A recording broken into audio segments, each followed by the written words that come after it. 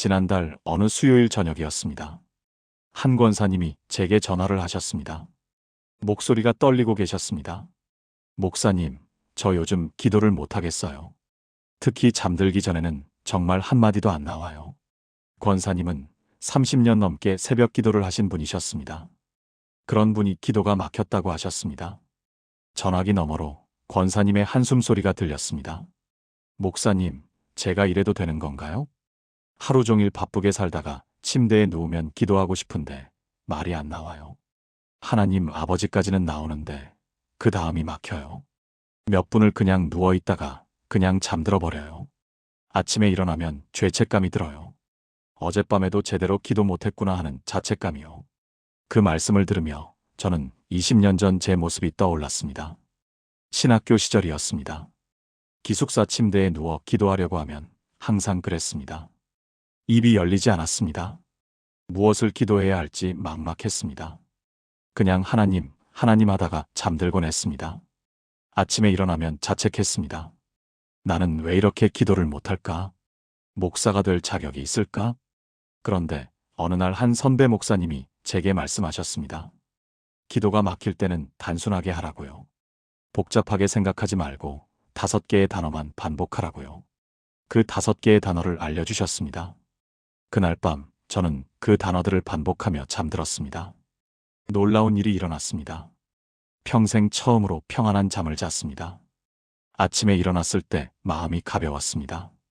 그날부터 제 기도 인생이 완전히 바뀌었습니다. 저는 그 권사님께 그 5개의 단어를 알려드렸습니다. 3주 후 권사님이 다시 전화하셨습니다. 이번에는 목소리가 완전히 달랐습니다. 목사님, 정말 신기해요. 이렇게 간단한 말씀인데 제 기도가 살아났어요. 잠들기 전이 이제 가장 좋은 시간이 됐어요. 사랑하는 믿음의 가족 여러분, 혹시 여러분도 그런 고민을 하고 계시지 않습니까? 침대에 누우면 기도할 말이 사라지시나요? 하루 종일 바쁘게 살다가 밤이 되면 기도가 막히시나요? 피곤할 때일수록 하나님 앞에 나아가기가 더 어려우신가요? 오늘 저는 여러분과 함께 5가지 이야기를 나누려고 합니다. 첫째, 왜 잠들기 전 기도가 막히는지 그 이유를 밝혀드리겠습니다. 둘째, 아버지라는 첫 번째 단어가 가진 놀라운 능력을 알려드리겠습니다. 셋째, 감사합니다라는 두 번째 단어가 어떻게 마음을 바꾸는지 보여드리겠습니다. 넷째, 사랑합니다라는 세 번째 단어가 왜 가장 중요한지 깨닫게 하겠습니다. 다섯째, 도와주세요라는 네 번째 단어가 어떻게 하나님을 움직이는지 경험하시게 하겠습니다. 여섯째, 아멘이라는 5번째 단어가 가진 마무리의 능력을 체험하시게 하겠습니다. 일곱째, 오늘 밤부터 당장 시작할 수 있는 구체적인 방법을 전수해드리겠습니다. 여러분, 준비되셨습니까? 오늘 이 시간이 끝날 때 여러분은 더 이상 잠들기 전 기도 때문에 고민하지 않게 될 것입니다. 기도가 의무가 아니라 만남이 되는 것을 경험하실 것입니다. 하나님과의 대화가 이렇게 쉽고 자연스러울 수 있다는 것을 깨닫게 될 것입니다. 그렇다면 지금부터 함께 이 놀라운 여정을 시작해 보겠습니다. 첫 번째, 왜 잠들기 전 기도가 막힐까? 많은 성도들이 잠들기 전 기도에 대해 잘못된 생각을 가지고 계십니다. 이것이 바로 기도가 막히는 근본 원인입니다. 지난 20년간 목회하면서 수많은 성도님들과 상담하며 깨달은 것이 있습니다. 잠들기 전 기도가 막히는 이유는 크게 3가지입니다. 첫째, 우리는 피곤할 때 기도를 복잡하게 만듭니다. 한 집사님이 제게 이렇게 말씀하셨습니다. 목사님, 저는 밤에 기도하려고 하면 정리가 안 돼요. 하루 동안 있었던 일들을 다 기도해야 할 것 같은데 어디서부터 시작해야 할지 모르겠어요. 그래서 결국 아무 말도 못하고 잠들어요. 여러분, 이게 바로 우리가 빠지는 첫 번째 함정입니다. 잠들기 전 기도를 하루 결산 보고서처럼 생각하는 것입니다. 오늘 있었던 모든 일을 다 말씀드려야 한다고 생각하는 것입니다. 그런데 성경은 뭐라고 말씀하십니까? 마태복음 6장 8절을 보십시오. 그러므로 그들을 본받지 말라 구하기 전에 너희에게 있어야 할 것을 하나님 너희 아버지께서 아시느니라. 이 말씀을 천천히 음미해 보십시오. 하나님은 이미 우리의 모든 것을 아신다고 했습니다. 우리가 말하기 전에 이미 아신다고 했습니다. 그렇다면 우리가 굳이 긴 보고를 할 필요가 있습니까? 없습니다. 하나님은 우리의 긴 설명을 원하시는 것이 아닙니다. 우리의 마음을 원하십니다. 작년에 한 청년이 제게 고백했습니다. 목사님, 저는 밤마다 기도 목록을 만들어요. 가족 건강, 직장 일, 경제 문제, 인간관계 이렇게요. 그런데 목록을 보다가 피곤해서 잠들어요. 저는 그 청년에게 물었습니다. 자네가 어머니께 잠자리에서 인사할 때 목록을 읽나? 아니요. 그냥 엄마 사랑해요 하고 자요. 그럼 하나님께도 그렇게 하면 되지 않을까? 그 청년의 눈이 반짝였습니다. 아, 그렇게 해도 되는 거예요? 그렇습니다. 잠들기 전 기도는 복잡한 보고가 아닙니다. 잠들기 전 기도는 사랑하는 아버지께 드리는 짧은 인사입니다. 둘째, 우리는 피곤한 상태를 죄책감으로 여깁니다. 한 권사님이 제게 이런 고백을 하셨습니다. 목사님, 저는 밤에 기도하다가 졸면 죄책감이 들어요. 하나님께 기도하는데 졸다니 얼마나 불경스러운가요? 그래서 억지로 눈을 뜨려고 하는데 더 피곤해져요. 여러분, 이것도 우리가 빠지는 함정입니다. 피곤함을 죄로 여기는 것입니다. 그런데 하나님은 우리를 어떻게 만드셨습니까? 시편 127편 2절을 보십시오. 너희가 일찍이 일어나고 늦게 누우며 수고의 떡을 먹음이 헛되도다. 그러므로 여호와께서 그의 사랑하시는 자에게는 잠을 주시는도다. 이 말씀을 보십시오. 하나님은 사랑하시는 자에게 잠을 주신다고 했습니다. 피곤함은 죄가 아닙니다. 피곤함은 하나님이 우리에게 주신 신호입니다. 이제 쉬어야 할 시간이라는 신호입니다. 몇 년 전 우리 교회 한 청년이 제게 말했습니다. 목사님, 저는 밤에 기도하다가 자주 졸아요. 그럴 때마다 제가 나쁜 신자 같아요. 저는 그 청년에게 말했습니다. 자네 아버지 무릎에 앉아서 졸아본 적 있나? 네, 어릴 때 자주 그랬어요. 그때 아버지가 화냈나? 아니요, 오히려 안아주셨어요. 하나님도 마찬가지야. 하나님 품에서 편안하게 잠드는 것, 그것도 기도의 한 형태야. 그 청년은 그날부터 잠들기 전 기도에 대한 부담이 사라졌다고 했습니다. 셋째, 우리는 완벽한 마무리를 하려고 합니다. 한 집사님이 저에게 이렇게 말씀하셨습니다. 목사님, 저는 하루를 완벽하게 마무리하고 싶어요. 그래서 밤에 긴 기도를 하려고 하는데 잘 안 돼요. 그러면 하루를 제대로 마무리하지 못한 것 같아서 불안해요. 사랑하는 성도님들, 이것이 우리가 빠지는 마지막 함정입니다. 완벽주의입니다. 하루를 완벽하게 마무리해야 한다는 강박입니다. 그런데 성경은 뭐라고 말씀하십니까?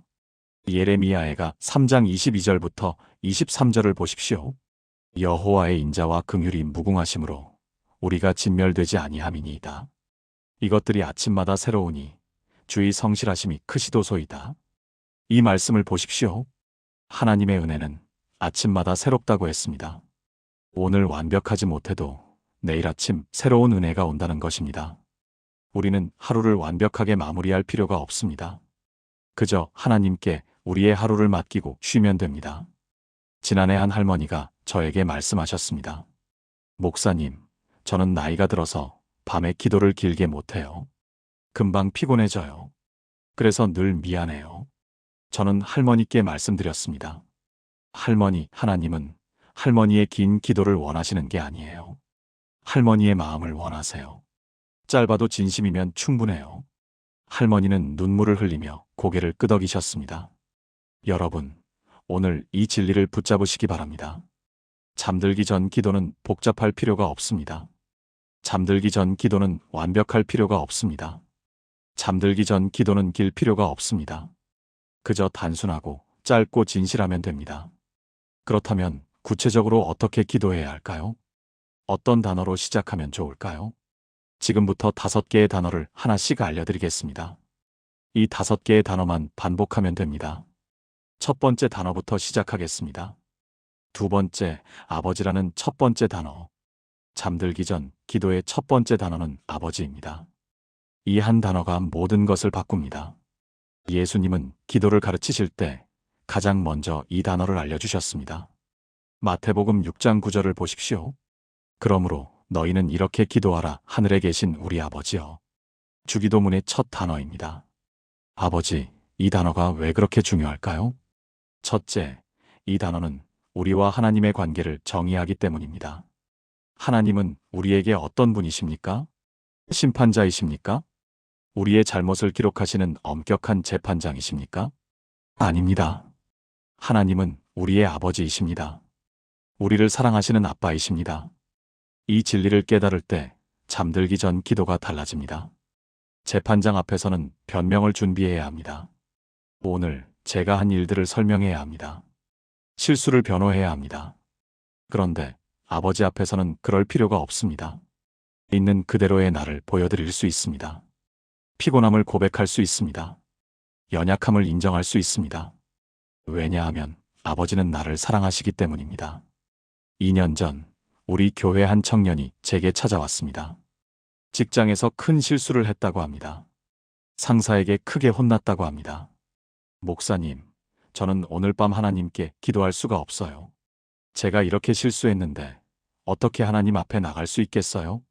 저는 그 청년에게 물었습니다. 자네 아버지는 어떤 분이신가? 엄하신 분이에요.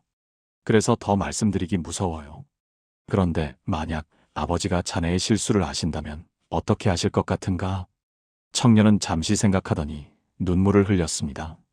아마 화부터 내실 거예요. 그런데 그 다음엔 아마 저를 안아주실 것 같아요. 바로 그것입니다. 아버지는 우리의 실수에 화를 내실 수 있습니다. 그러나 그 화 뒤에는 항상 품이 있습니다. 안아줌이 있습니다. 회복시킴이 있습니다.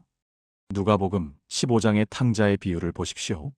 아들이 재산을 다 탕진하고 돌아왔을 때 아버지는 어떻게 하셨습니까? 이놈아, 내가 무슨 짓을 한 거냐라고 꾸짖으셨습니까? 아닙니다. 아버지는 달려가서 아들의 목을 안고 입을 맞추셨습니다. 그리고 가장 좋은 옷을 입히고 반지를 끼워주고 잔치를 베푸셨습니다. 이것이 아버지의 마음입니다. 하나님의 마음입니다. 잠들기 전 우리가 피곤해서 제대로 기도하지 못해도 괜찮습니다. 오늘 실수를 했어도 괜찮습니다. 부족했어도 괜찮습니다. 왜냐하면 우리는 아버지 앞에 나아가는 것이기 때문입니다. 둘째, 아버지라는 단어는 우리에게 평안을 주기 때문입니다. 잠들기 전 우리는 불안합니다. 오늘 한 일들이 걱정됩니다. 내일 할 일들이 두렵습니다. 해결되지 않은 문제들이 머릿속을 떠나지 않습니다. 그런데 아버지라고 부르는 순간 달라집니다. 요한복음 14장 27절을 보십시오. 평안을 너희에게 끼치노니 곧 나의 평안을 너희에게 주노라. 내가 너희에게 주는 것은 세상이 주는 것과 같지 아니하니라. 너희는 마음에 근심하지도 말고 두려워하지도 말라. 이 말씀을 보십시오. 예수님은 우리에게 평안을 주신다고 하셨습니다. 세상이 주는 것과 다른 평안이라고 하셨습니다. 이 평안은 어디서 옵니까? 아버지와의 관계에서 옵니다. 내가 아버지의 자녀라는 확신에서 옵니다. 아버지가 나를 지키신다는 믿음에서 옵니다. 작년에 한 집사님이 불면증으로 고생하고 계셨습니다. 밤마다 잠을 이루지 못하신다고 합니다. 걱정과 불안이 머릿속을 떠나지 않는다고 합니다. 저는 집사님께 말씀드렸습니다. 잠들기 전 아버지라는 단어를 반복해 보세요. 소리내지 않아도 됩니다. 마음속으로 조용히 아버지 아버지 하고 부르세요. 2주 후 집사님이 간증하셨습니다. 목사님, 정말 신기해요. 아버지라고 부르니까 마음이 평안해져요. 걱정이 사라지지는 않는데 두렵지가 않아요. 이것이 아버지라는 단어의 능력입니다. 셋째, 아버지라는 단어는 친밀함을 만들기 때문입니다. 잠들기 전 기도가 어려운 이유는 하나님이 멀게 느껴지기 때문입니다. 하나님은 높고 거룩하신 분 같은데 나는 너무 작고 부족한 것 같습니다. 그런데 아버지라고 부르면 달라집니다. 마가복음 14장 36절을 보십시오. 겟세마네 동산에서 예수님이 기도하실 때입니다. 아바 아버지여, 아버지께는 모든 것이 가능하오니 이 잔을 내게서 옮기시옵소서.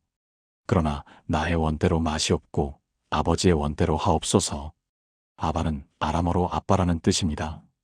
어린아이가 아버지를 부를 때 쓰는 가장 친밀한 호칭입니다.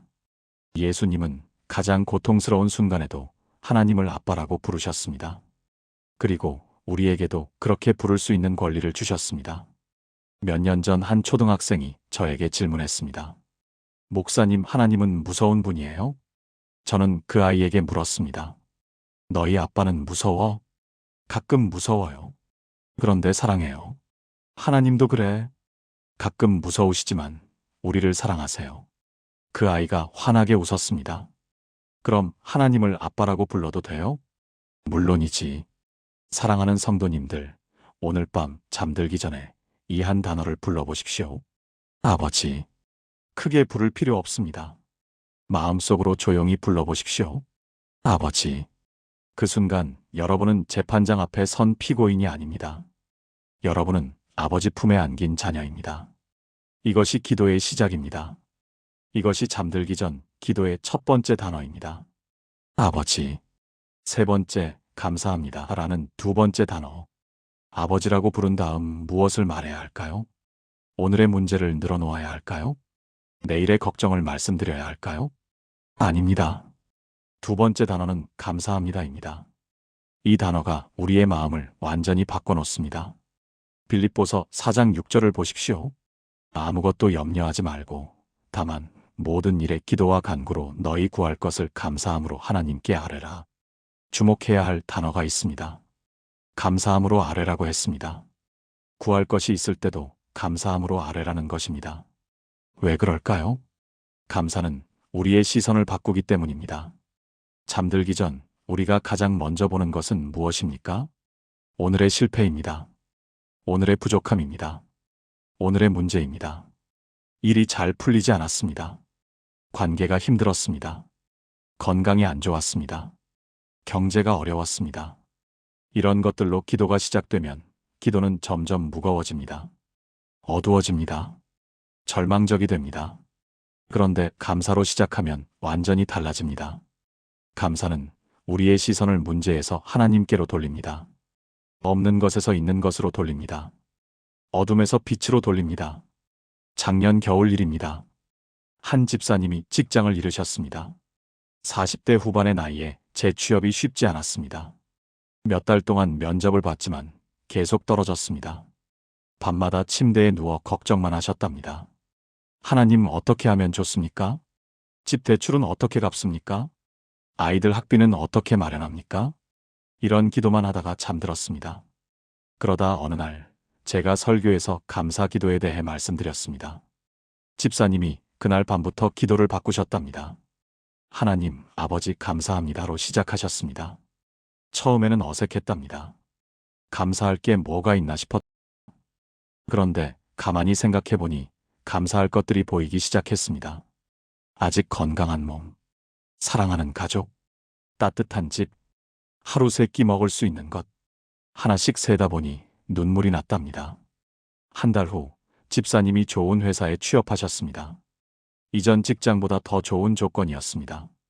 집사님이 저에게 말씀하셨습니다. 목사님, 감사 기도를 시작하니까 마음이 달라졌어요. 면접 볼 때도 자신감이 생겼어요. 감사가 제 인생을 바꿨어요. 데살로니가전서 5장 18절은 이렇게 말씀합니다. 범사에 감사하라. 이것이 그리스도 예수 안에서 너희를 향하신 하나님의 뜻이니라. 범사에 감사하라고 했습니다. 좋은 일에만 감사하라고 하지 않았습니다. 모든 일에 감사하라고 했습니다. 왜 그럴까요? 감사는 하나님의 뜻이기 때문입니다. 감사는 믿음의 표현이기 때문입니다. 감사는 하나님의 주권을 인정하는 고백이기 때문입니다. 우리가 잠들기 전 감사할 때 우리는 이렇게 고백하는 것입니다. 하나님, 오늘 힘들었지만 하나님이 함께 하셨으니 감사합니다. 하나님, 내일이 불안하지만 하나님이 인도하시니 감사합니다. 하나님, 문제가 해결되지 않았지만 여전히 살아있으니 감사합니다. 이것이 믿음입니다. 이것이 고백입니다. 이것이 잠들기 전 기도입니다. 몇 년 전 한 권사님이 교통사고를 당하셨습니다. 다리를 크게 다쳐서 석 달 동안 입원하셨습니다. 병문안을 갔을 때 권사님이 제게 말씀하셨습니다. 목사님, 처음에는 너무 원망스러웠어요. 왜 하나님이 이런 시련을 주실까 싶었어요. 밤마다 울면서 기도했어요. 그런데 어떻게 마음이 바뀌셨어요? 어느 날 밤 병실에서 기도하는데 감사할 것이 뭐가 있나 생각했어요. 그런데 가만히 보니까 감사할 게 너무 많더라고요. 어떤 것들이요? 죽지 않은 것, 의식이 있는 것, 가족들이 돌봐주는 것, 의료진들이 친절한 것. 하나씩 세다 보니까 눈물이 났어요. 그 권사님은 지금 다리가 완전히 회복되어 새벽 기도회에 나오고 계십니다. 항상 감사 기도부터 시작하신답니다. 구약시대 다윗 왕을 보십시오. 그는 수많은 고난을 겪었습니다. 사울 왕에게 쫓겨다녔습니다. 친아들 압살롬에게 배신당했습니다. 밧세바와의 죄로 고통받았습니다. 그런데 시편을 읽어보면 놀라운 사실을 발견하게 됩니다. 다윗의 시편은 대부분 감사로 시작하거나 감사로 끝납니다. 시편 103편을 보십시오. 내 영혼아 여호와를 송축하라. 내 속에 있는 것들아 다 그의 거룩한 이름을 송축하라. 내 영혼아 여호와를 송축하며 그의 모든 은택을 잊지 말지어다. 다윗은 자신의 영혼에게 명령합니다. 여호와를 송축하라고, 감사하라고, 은택을 잊지 말라고. 이것이 믿음의 선택입니다. 감사는 상황이 좋아서 나오는 감정이 아닙니다. 감사는 하나님을 신뢰하기로 결단한 믿음의 선택입니다. 지난달 한 청년이 취업에 실패해서 낙담하고 있었습니다. 목사님, 감사할 게 뭐가 있어요? 아무것도 안 되잖아요. 저는 그 청년에게 물었습니다. 자네는 지금 숨 쉬고 있나? 네. 그럼 일단 그것부터 감사해보자. 숨 쉬는 것을요? 그래, 당연한 게 아니야. 하나님이 주신 선물이지. 그 청년은 처음에는 어색해했지만 점점 감사할 것들을 찾기 시작했습니다. 건강한 몸, 사랑하는 가족, 따뜻한 집, 맛있는 음식. 2주 후 그 청년이 좋은 회사에 취업했습니다. 그리고 이렇게 말했습니다. 목사님, 감사 기도를 하니까 마음이 밝아지더라고요. 면접에서도 자신 있게 할 수 있었어요. 사랑하는 성도님들, 오늘 밤 잠들기 전에 감사합니다라고 말씀해 보십시오. 처음에는 어색할 수 있습니다. 감사할 게 없어 보일 수 있습니다. 그래도 감사합니다라고 말씀해 보십시오. 그러면 놀라운 일이 일어납니다. 여러분의 마음이 열립니다. 여러분의 눈이 열립니다. 여러분의 영이 열립니다. 그리고 여러분은 지금까지 보지 못했던 하나님의 은혜를 발견하게 될 것입니다. 아버지, 감사합니다. 이 두 단어가 여러분의 잠들기 전 기도를 바꿀 것입니다. 네 번째, 사랑합니다라는 세 번째 단어. 아버지, 감사합니다. 다음에 무엇을 말해야 할까요? 이제 세 번째 단어를 말할 차례입니다. 바로 사랑합니다입니다. 이 세 단어가 가장 어렵습니다. 왜 그럴까요? 사랑 고백은 가장 용기가 필요한 말이기 때문입니다. 우리는 하나님을 두려워하는 데는 익숙합니다. 하나님께 구하는 데는 익숙합니다. 하나님을 경외하는 데는 익숙합니다. 그런데 하나님을 사랑한다고 고백하는 것은 낯설고 어렵습니다. 왜 그럴까요? 첫째, 우리는 우리의 사랑이 부족하다는 것을 알기 때문입니다. 정말 하나님을 사랑합니까? 세상 것들보다 하나님을 더 사랑합니까? 편안함보다, 명예보다, 돈보다 하나님을 더 사랑합니까? 우리는 자신 있게 대답하지 못합니다. 그래서 사랑합니다라는 말이 나오지 않습니다. 작년에 한 집사님이 제게 고백하셨습니다. 목사님, 저는 하나님을 사랑한다고 말하기가 어려워요. 정말 사랑하는지 확신이 안 서요. 저는 집사님께 물었습니다. 집사님은 왜 매일 밤 기도하세요? 글쎄요. 그냥 하나님 생각이 나서요. 그게 사랑 아닌가요? 아, 그런가요? 사랑은 완벽한 감정이 아닙니다. 사랑은 끌림입니다. 하나님을 향한 마음이 있다면 그것이 사랑의 시작입니다. 둘째, 우리는 사랑의 자격이 없다고 느끼기 때문입니다. 나 같은 죄인이 어떻게 하나님을 사랑한다고 말할 수 있을까요? 이번 주에도 또 실수했는데 어떻게 사랑한다고 할 수 있을까요? 다른 사람들은 다 열심히 믿는데 나는 너무 게으른데 어떻게 사랑한다고 할 수 있을까요? 이런 생각들이 우리의 입을 막습니다. 그런데 여기 놀라운 진리가 있습니다. 우리가 먼저 하나님을 사랑한 것이 아닙니다. 하나님이 먼저 우리를 사랑하셨습니다. 요한일서 4장 19절은 이렇게 말씀합니다. 우리가 사랑함은 그가 먼저 우리를 사랑하셨음이라. 우리의 사랑은 하나님의 사랑에 대한 응답입니다. 우리의 사랑은 하나님의 사랑을 받아들이는 것입니다. 완벽한 사랑이 아니어도 괜찮습니다. 부족한 사랑이어도 괜찮습니다. 중요한 것은 그 마음을 표현하는 것입니다.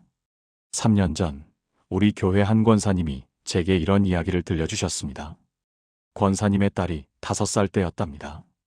어느 날 딸아이가 그림을 그려서 권사님께 주었습니다. 엄마, 이거 엄마 주는 거야? 사랑해. 권사님이 그림을 보니 엉망이었답니다. 얼굴인지 집인지 알 수 없는 형체들이 휘갈겨져 있었습니다.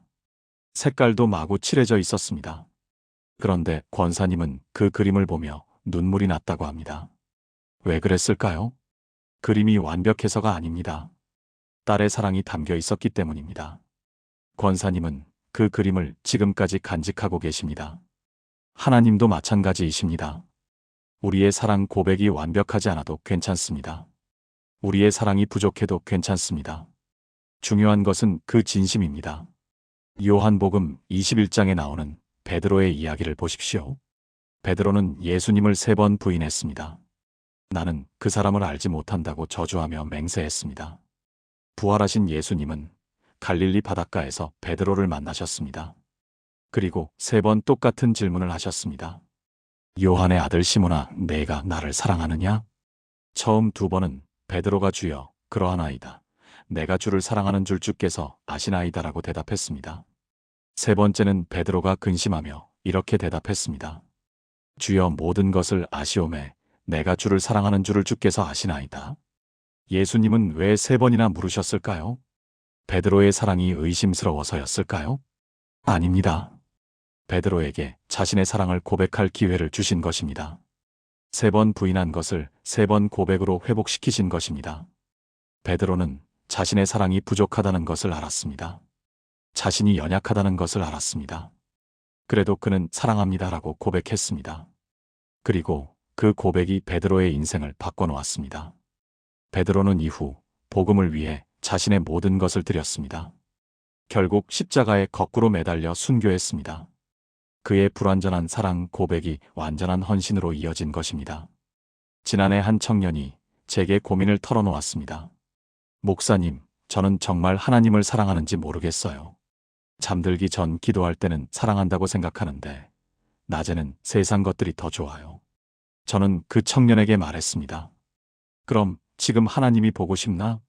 네, 보고 싶어요. 그럼 사랑하는 거야. 완벽하지 않아도 사랑은 사랑이야. 그 청년은 그날부터 사랑합니다라고 고백하기 시작했습니다. 몇 달 후 그 청년이 간증했습니다. 목사님, 하나님을 사랑한다고 고백하니까 정말 더 사랑하게 되더라고요. 이것이 고백의 능력입니다. 고백하면 그대로 됩니다. 사랑한다고 고백하면 더 사랑하게 됩니다. 몇 년 전 한 할머니가 저에게 물어보셨습니다. 목사님, 저는 하나님을 사랑하는지 확신이 안 서요. 다른 사람들처럼 뜨겁지가 않아요. 저는 할머니께 물었습니다. 할머니, 매일 밤 기도하시는 이유가 뭐예요? 하나님을 만나고 싶어서요. 그게 사랑이에요. 만나고 싶은 마음이 사랑이에요. 할머니는 환하게 웃으셨습니다. 아, 그런가요? 그럼 저도 사랑하는 거네요. 사랑하는 성도님들, 오늘 밤 잠들기 전에 사랑합니다라고 말씀해 보십시오. 여러분의 사랑이 부족하다고 느끼십니까? 괜찮습니다. 그래도 말씀해 보십시오. 여러분의 사랑이 변덕스럽다고 느끼십니까? 괜찮습니다. 그래도 고백해 보십시오. 여러분이 자격이 없다고 느끼십니까? 괜찮습니다. 그래도 표현해 보십시오. 아버지 감사합니다. 사랑합니다. 이 3문장을 조용히 말씀해 보십시오. 그러면 놀라운 일이 일어날 것입니다. 여러분의 마음속에 하나님의 사랑이 더 깊이 임할 것입니다. 여러분의 사랑이 조금씩 자라날 것입니다. 여러분과 하나님의 관계가 더 친밀해질 것입니다. 사랑 고백은 관계를 깊게 만듭니다. 부부 사이도 사랑해라는 말을 자주 할수록 관계가 좋아집니다. 하나님과의 관계도 마찬가지입니다. 사랑합니다라고 고백할수록 우리는 하나님을 더 사랑하게 됩니다. 이것이 고백의 능력입니다. 이것이 잠들기 전 기도의 3번째 단어입니다. 사랑합니다. 5번째, 도와주세요라는 4번째 단어. 아버지 감사합니다. 사랑합니다. 이젠 4번째 단어를 말할 차례입니다. 바로 도와주세요입니다. 이 단어가 우리의 연약함을 인정하는 고백입니다. 많은 사람들이 이 단어를 말하기 어려워합니다. 왜 그럴까요? 도와달라고 하는 것은 내가 부족하다는 것을 인정하는 것이기 때문입니다. 내가 할 수 없다는 것을 고백하는 것이기 때문입니다. 그런데 바로 이것이 기도의 본질입니다. 시편 121편 1절부터 2절을 보십시오. 내가 산을 향하여 눈을 들리라. 나의 도움이 어디서 올까? 나의 도움은 천지를 지으신 여호와에게서로다. 다윗은 자신의 도움이 어디서 오는지 묻습니다. 그리고 스스로 대답합니다. 나의 도움은 여호와에게서 온다고. 이것이 믿음의 고백입니다.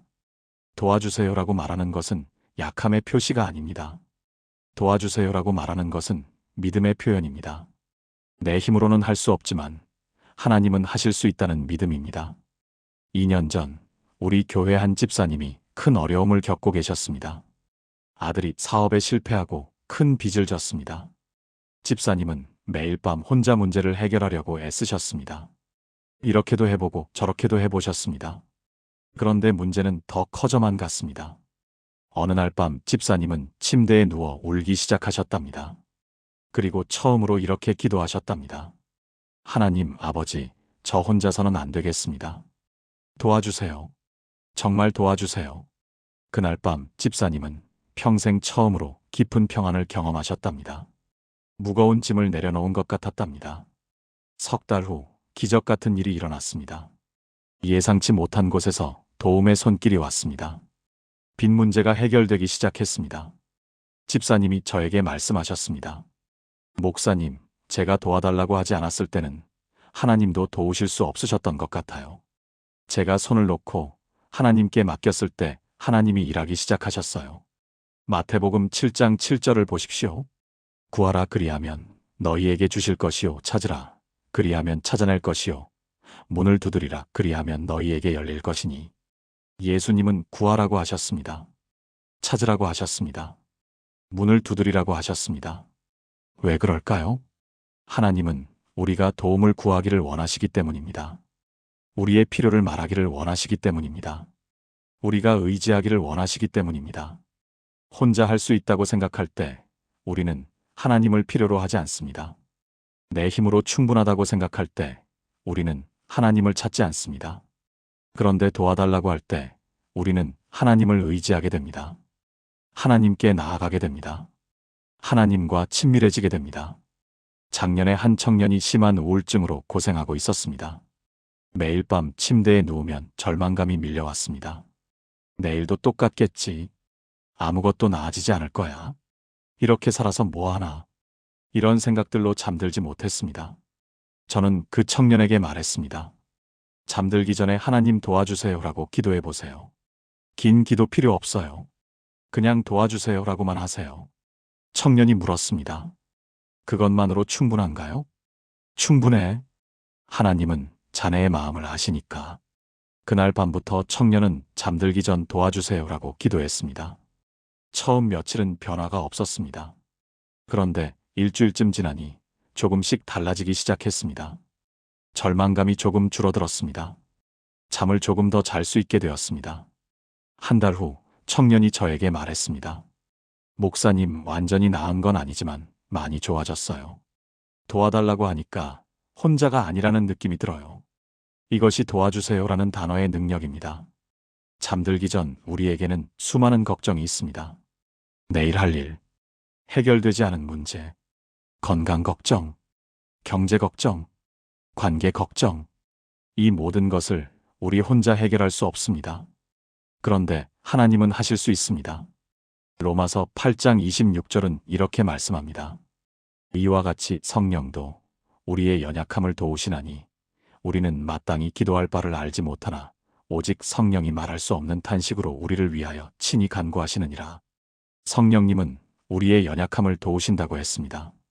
우리가 기도할 바를 알지 못해도 성령님이 대신 간구하신다고 했습니다. 그러니 두려워하지 마십시오. 잠들기 전 여러분이 할 일은 단 하나입니다. 도와주세요라고 말씀드리는 것입니다.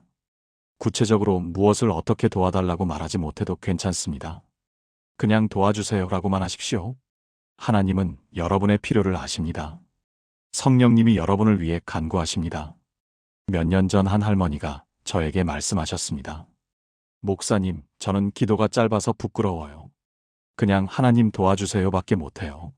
저는 할머니께 말씀드렸습니다. 할머니, 그 기도가 가장 좋은 기도예요. 짧지만 진실하잖아요. 할머니는 눈물을 흘리며 고개를 끄덕이셨습니다. 사랑하는 성도님들, 오늘 밤 잠들기 전에 도와주세요라고 말씀해 보십시오. 여러분의 문제가 너무 크다고 느끼십니까? 괜찮습니다. 하나님은 더 크십니다. 여러분이 너무 연약하다고 느끼십니까? 괜찮습니다. 하나님은 강하십니다. 여러분이 혼자라고 느끼십니까? 괜찮습니다. 하나님이 함께 하십니다. 아버지 감사합니다. 사랑합니다. 도와주세요. 이 네 문장이 여러분의 잠들기 전 기도가 될 것입니다. 6번째, 아멘이라는 5번째 단어. 아버지 감사합니다. 사랑합니다. 도와주세요. 이제 마지막 단어를 말할 차례입니다. 바로 아멘입니다. 이 단어가 모든 기도를 완성합니다. 많은 사람들이 아멘을 그저 기도를 끝내는 습관적인 말로 생각합니다. 기도가 끝났으니 아멘. 그런데 아멘은 단순한 끝맺음이 아닙니다. 아멘은 강력한 믿음의 선언입니다. 아멘은 히브리어로 진실로, 확실히, 그렇게 되기를 원합니다라는 뜻입니다. 우리가 아멘이라고 할 때 우리는 이렇게 고백하는 것입니다. 하나님, 제가 드린 이 기도가 이루어지기를 믿습니다. 하나님의 뜻대로 되기를 원합니다. 하나님의 약속을 신뢰합니다. 고린도후서 1장 20절을 보십시오. 하나님의 약속은 얼마든지 그리스도 안에서 예가 되니 그런즉 그로 말미암아 우리가 아멘하여 하나님께 영광을 돌리게 되느니라. 이 말씀을 보십시오. 하나님의 약속은 그리스도 안에서 예가 된다고 했습니다. 그리고 우리가 아멘하여 하나님께 영광을 돌린다고 했습니다. 아멘은 하나님의 약속을 붙잡는 손입니다. 아멘은 믿음을 확인하는 도장입니다. 아멘은 기도에 힘을 주는 마침표입니다. 3년 전 우리 교회 한 집사님이 제게 이런 이야기를 하셨습니다. 목사님, 저는 기도할 때 아멘을 그냥 습관적으로 했어요. 기도 끝났으니 아멘 이렇게요. 그런데 어느 날 깨달았어요. 아멘이 얼마나 중요한 단어인지를요. 어떻게 깨닫으셨어요? 아들이 대학 입시를 앞두고 있었어요. 매일 밤 아들을 위해 기도했어요. 하나님, 우리 아들을 도와주세요. 좋은 대학에 갈 수 있게 해주세요. 그런데 어느 날 밤 기도를 마치며 아멘이라고 할 때 이런 생각이 들었어요. 내가 정말 믿고 있나? 정말 하나님이 응답하실 거라고 믿고 있나? 그날부터 저는 아멘을 다르게 하기 시작했어요. 아멘. 이렇게 힘주어서요. 마음을 담아서요. 하나님, 제가 드린 기도 믿습니다. 응답하실 줄 믿습니다. 이런 마음으로요.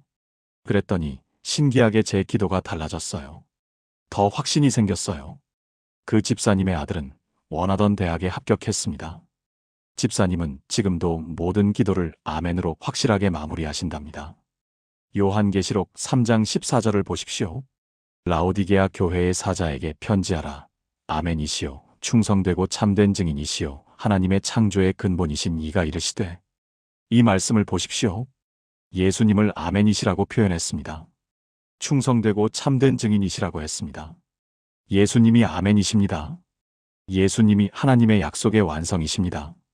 그러므로 우리가 예수님의 이름으로 아멘할 때 그 기도는 능력이 있습니다. 작년에 한 청년이 잠들기 전 기도를 시작했습니다. 아버지 감사합니다. 사랑합니다. 도와주세요. 그런데 끝에 아멘을 빼먹었습니다. 며칠 후 청년이 저에게 말했습니다.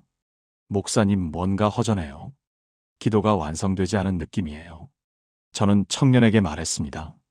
아멘을 추가해 보세요. 기도의 마무리를 확실하게 하세요. 그날 밤부터 청년은 아멘을 추가했습니다. 아버지 감사합니다. 사랑합니다. 도와주세요. 아멘. 청년이 간증했습니다. 목사님, 아멘을 하니까 기도가 완성된 느낌이에요. 뭔가 확실하게 하나님께 전달된 느낌이에요. 이것이 아멘의 능력입니다. 잠들기 전 우리가 드리는 기도는 짧습니다. 5개의 단어뿐입니다. 그런데 마지막에 아멘을 할 때 그 기도는 완성됩니다. 하나님께 온전히 전달됩니다. 시편 4편 8절은 이렇게 말씀합니다. 내가 평안히 눕고 자기도 하리니 나를 안전하게 살게 하시는 이는 오직 여호와이시니이다. 이 말씀을 보십시오. 평안히 눕고 잔다고 했습니다. 안전하게 살게 하신다고 했습니다. 이것이 가능한 이유는 여호와께서 함께 하시기 때문입니다. 우리가 잠들기 전 아멘이라고 할 때 우리는 이렇게 고백하는 것입니다. 하나님, 오늘 제 기도를 들으셨죠? 네, 들으셨다고 믿습니다. 아멘. 하나님, 오늘 밤 저를 지켜주시죠? 네, 지켜주실 줄 믿습니다. 아멘. 하나님, 내일 아침 새로운 은혜 주시죠? 네, 주실 줄 믿습니다. 아멘. 몇 년 전 한 할머니가 저에게 말씀하셨습니다. 목사님, 저는 기도를 길게 못해요. 그래서 늘 미안했어요. 그런데 이 5개 단어를 배우고 나서 마음이 편해졌어요. 아버지 감사합니다. 사랑합니다. 도와주세요. 아멘. 이것만으로 충분하다는 걸 알게 됐어요. 그리고 마지막에 아멘 할 때 정말 평안해져요. 다 맡겼다는 느낌이 들어요. 할머니는 지금도 매일 밤 이 5개 단어로 기도하신답니다. 그리고 깊은 평안 속에서 잠드신답니다. 사랑하는 성도님들, 오늘 밤 잠들기 전에 아멘이라고 말씀해 보십시오. 그저 습관적으로 하지 마십시오. 마음을 담아서 하십시오. 믿음을 담아서 하십시오. 하나님께서 내 기도를 들으셨다는 확신을 담아서 하십시오. 아버지 감사합니다. 사랑합니다. 도와주세요. 아멘. 이 5문장이 여러분의 잠들기 전 기도를 완성할 것입니다. 이 5문장이 여러분의 밤을 평안하게 만들 것입니다. 이 5문장이 여러분과 하나님을 연결할 것입니다. 7번째, 오늘 밤부터 시작하는 방법. 지금까지 우리는 5개의 단어를 배웠습니다. 아버지 감사합니다. 사랑합니다. 도와주세요. 아멘. 이제 이것을 어떻게 실천할 것인가가 남았습니다. 지식으로만 끝나면 아무 소용이 없습니다. 삶으로 적용되어야 합니다. 그래서 제가 여러분께 구체적인 방법을 제안하려고 합니다.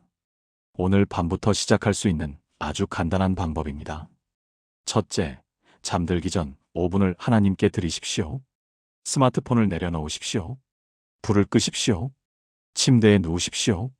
그리고 눈을 감으십시오. 둘째, 숨을 천천히 쉬며 마음을 고요하게 하십시오. 하루 동안의 바쁨을 내려놓으십시오. 걱정을 내려놓으십시오. 불안을 내려놓으십시오.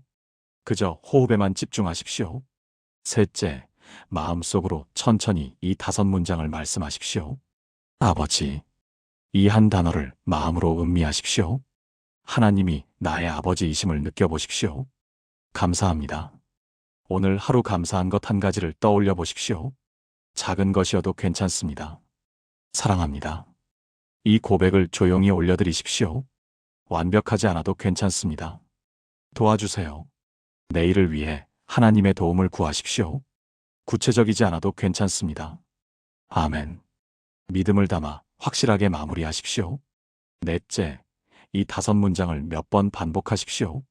아버지 감사합니다. 사랑합니다. 도와주세요. 아멘. 아버지 감사합니다. 사랑합니다. 도와주세요. 아멘. 아버지 감사합니다. 사랑합니다. 도와주세요. 아멘. 몇 번을 반복하든 상관없습니다. 마음이 가는 대로 하십시오. 5째, 그 상태로 잠드십시오. 억지로 더 기도하려고 하지 마십시오. 더 많은 말을 하려고 애쓰지 마십시오. 그저 이 5문장을 마음에 품고 잠드십시오. 그러면 놀라운 일이 일어날 것입니다. 여러분의 잠이 평안해질 것입니다. 밤새 꾸는 꿈이 달라질 것입니다. 아침에 일어났을 때 마음이 가벼워질 것입니다. 왜 그럴까요? 잠들기 전 마지막 생각이 여러분의 무의식을 지배하기 때문입니다. 걱정하며 잠들면 불안한 밤을 보내게 됩니다. 화를 품고 잠들면 악몽을 꾸게 됩니다. 그런데 하나님을 생각하며 잠들면 평안한 밤을 보내게 됩니다. 제가 이 방법을 실천한 지 벌써 20년이 넘었습니다. 지난 20년간 단 하루도 빠짐없이 이렇게 기도하고 잠들었습니다. 힘든 날도 바쁜 날도 피곤한 날도 예외 없이 했습니다. 그 결과 제 기도 생활이 완전히 바뀌었습니다. 기도가 의무가 아니라 만남이 되었습니다. 기도가 부담이 아니라 쉼이 되었습니다. 기도가 숙제가 아니라 기쁨이 되었습니다. 작년에 한 권사님이 이 방법을 3개월 동안 실천하고 간증하셨습니다. 목사님 정말 신기해요. 이렇게 간단한 기도인데 제 마음이 이렇게 평안해진 적이 없어요. 잠도 잘 오고 꿈도 좋아졌어요. 아침에 일어나면 기분이 상쾌해요. 올해 초에 한 청년이 1년 동안 실천하고 나서 말했습니다. 목사님, 기도가 이렇게 쉬운 줄 몰랐어요. 이제 기도가 무겁지 않아요. 오히려 잠들기 전 시간이 가장 좋아요. 여러분도 오늘 밤부터 시작해 보십시오. 21일만 계속해 보십시오. 습관이 될 것입니다. 100일 계속해 보십시오. 삶이 바뀔 것입니다. 1년 계속해 보십시오. 인생이 바뀔 것입니다. 데살로니가전서 5장 17절은 이렇게 말씀합니다. 쉬지 말고 기도하라. 이것이 가능합니까? 네, 가능합니다. 기도를 말의 나열로 생각하면 불가능합니다. 그런데 기도를 마음의 방향으로 이해하면 가능합니다. 잠들기 전 이 5문장으로 하나님을 향한 마음의 방향을 정하십시오.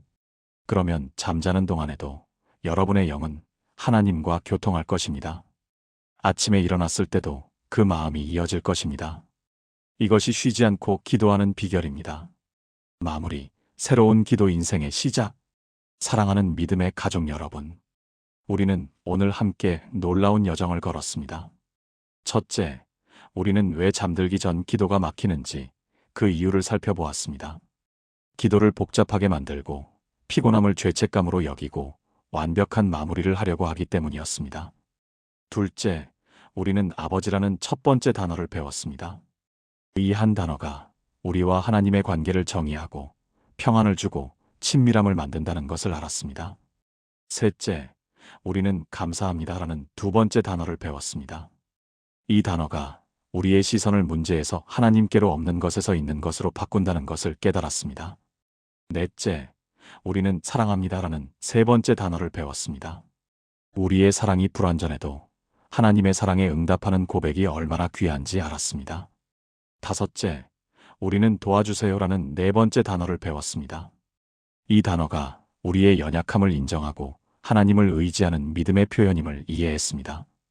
여섯째, 우리는 아멘이라는 다섯 번째 단어를 배웠습니다. 이 단어가 모든 기도를 완성하고 믿음을 확인하는 도장임을 발견했습니다. 일곱째, 우리는 오늘 밤부터 시작할 수 있는 구체적인 방법을 배웠습니다. 잠들기 전 5분 이 5문장을 조용히 반복하며 잠드는 것입니다. 여러분 이제 아시겠습니까? 잠들기 전 기도는 어려운 것이 아닙니다. 복잡한 것이 아닙니다. 오랜 시간이 필요한 것이 아닙니다. 잠들기 전 기도는 단순합니다. 짧습니다. 그러나 강력합니다. 아버지 감사합니다. 사랑합니다. 도와주세요. 아멘. 이 5문장 안에 모든 기도의 본질이 들어 있습니다. 아버지라는 관계, 감사합니다라는 고백, 사랑합니다라는 헌신, 도와주세요라는 의지, 아멘이라는 믿음. 이것이면 충분합니다. 오늘 밤 여러분이 침대에 누울 때 이 5문장을 기억하십시오. 불을 끄고 눈을 감을 때 이 5문장을 묵상하십시오. 그러면 하나님의 평안이 여러분을 덮을 것입니다. 하나님의 사랑이 여러분을 감쌀 것입니다. 하나님의 임재가 여러분과 함께할 것입니다. 저는 여러분 한 분 한 분을 위해 기도합니다. 오늘 밤 여러분 모두가 주님의 품 안에서 깊은 평안을 누리시기를 기도합니다. 내일 아침 여러분이 일어날 때 새로운 은혜와 새로운 힘이 함께하시기를 기도합니다.